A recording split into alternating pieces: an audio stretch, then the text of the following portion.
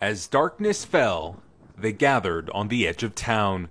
These are the Palestinian residents of the town of Qusra in the occupied West Bank. Armed only with flashlights and walking sticks, they patrol the streets on the lookout for Israeli settlers. Senor Ode is one of around 200 volunteers. He tells me Qusra has been targeted by settler attacks more than 60 times over the past 5 years. Once the settlers set our mosque on fire, and we realized that no one was going to protect our village. So we formed these patrols to protect ourselves and to ensure our children sleep safely. More than two-thirds of the occupied West Bank is under full Israeli control. Towns and villages are extremely vulnerable to settler attacks.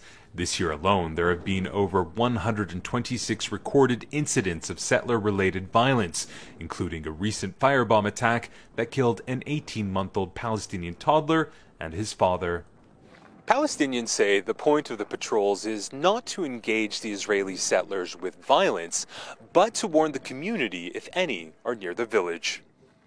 Israeli settlers attempted to attack Qusra in January last year. Palestinian residents managed to subdue and hold the settlers until Israeli soldiers took them into custody.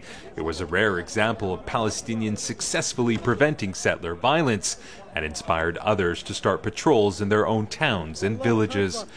The Palestinian Authority says with so little of the Palestinian territory under the PA's direct control, it's understandable residents are taking matters into their own hands. In order to protect our people, this has to be within a political context.